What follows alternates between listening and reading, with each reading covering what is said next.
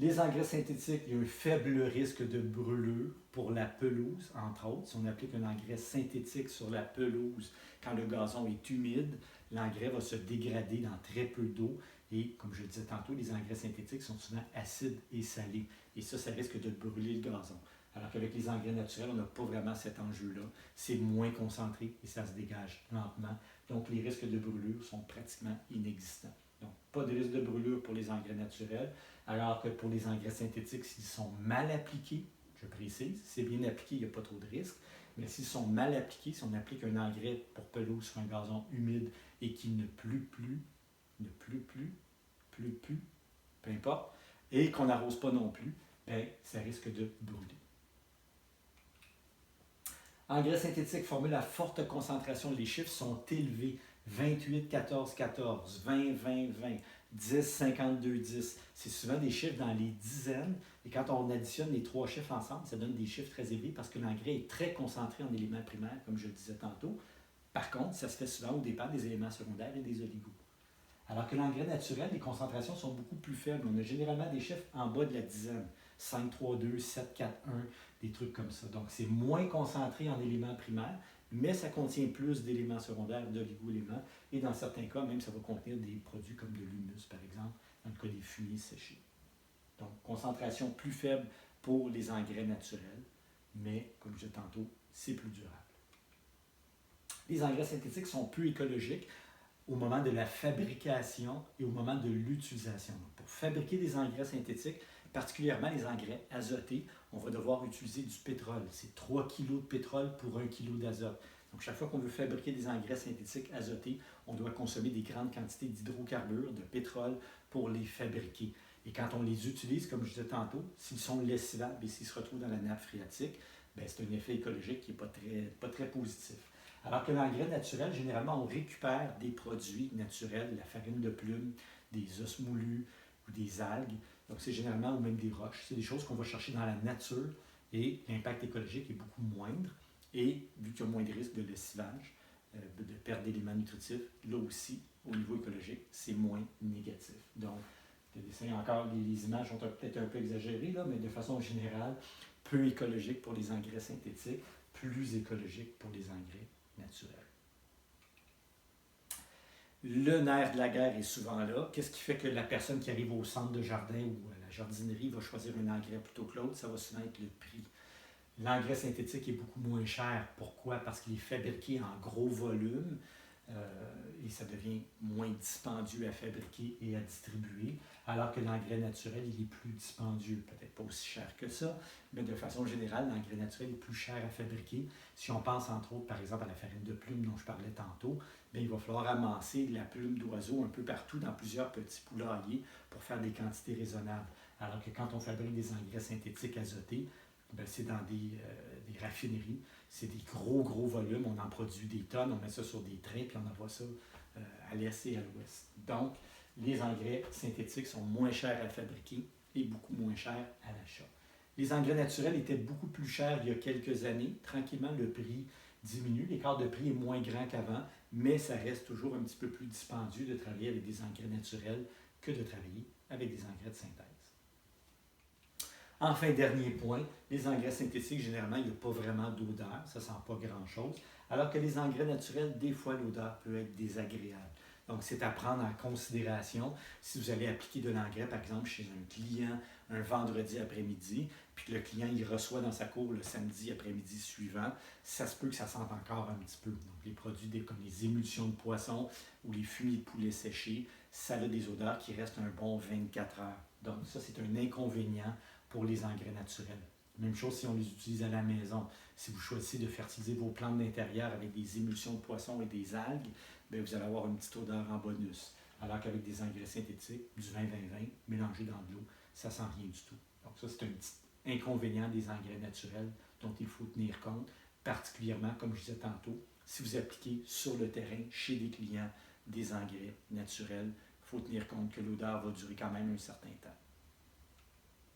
C'est pas mal ça pour la distinction entre les engrais synthétiques et naturels. Et encore une fois, après la leçon 18, on va détailler les engrais synthétiques et les engrais naturels, toutes les possibilités qu'on a quand on veut fertiliser avec une méthode ou avec l'autre.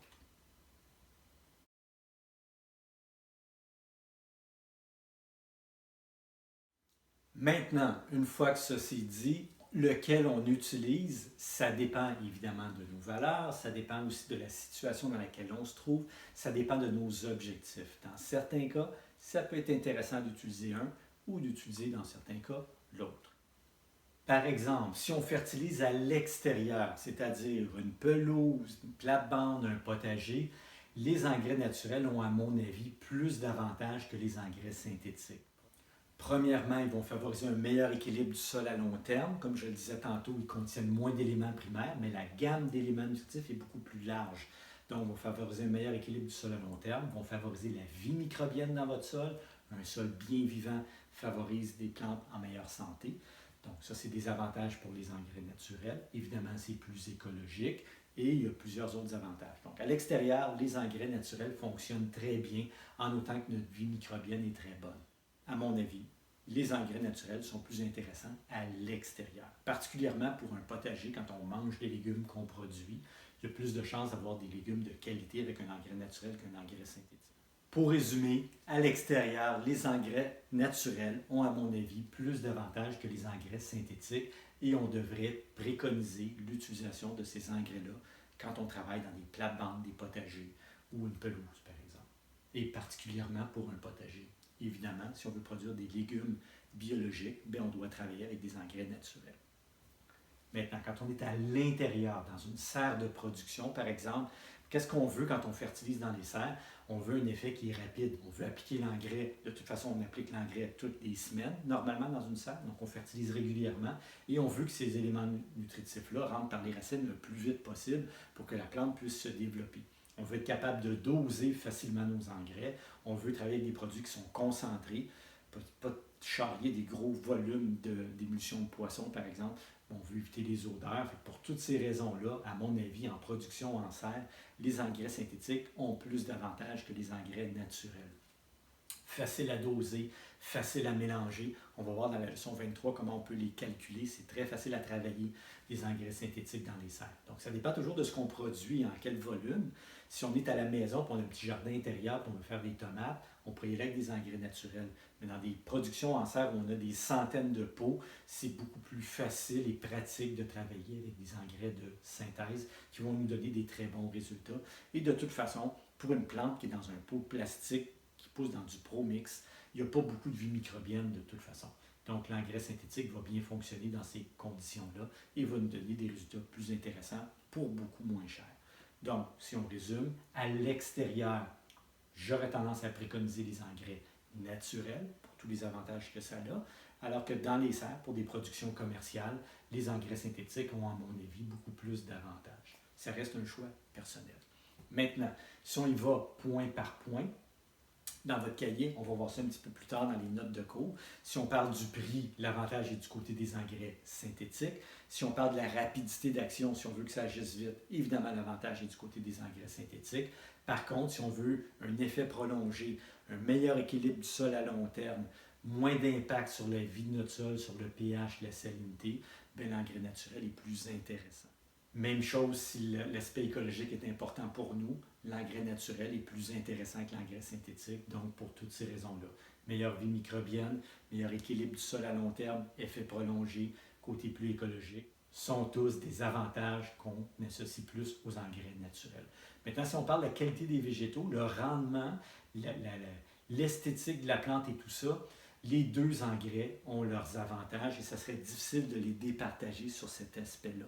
Si je vais, par exemple, chez un client entretenir une plate-bande et je veux que ça soit beau rapidement, l'engrais synthétique va être un meilleur choix à mon avis. Par contre, si mon client est prêt à être patient et veut installer une vie microbienne dans son sol, un écosystème qui est plus équilibré, j'aurais tendance à y aller plus avec des engrais naturels. Je vais avoir moins un effet de punch, mais je vais avoir un effet un petit peu plus long terme intéressant. Donc, c'est vraiment, quand on parle de qualité des végétaux et de rendement, c'est difficile de dire qu'un est beaucoup meilleur que l'autre. Ça devient un petit peu plus un choix personnel par rapport aux valeurs qu'on peut avoir. Donc, engrais synthétique, engrais naturel, comme je le disais au début, chacun a ses avantages et ses inconvénients. Ce n'est pas tout blanc ou tout noir. Tout est dans les teintes de gris. Et maintenant, ça reste votre choix et principalement le choix du client, si vous entretenez chez des clients, de choisir une formule plutôt que l'autre. Alors voilà pour le point comparaison entre engrais synthétique et engrais naturel.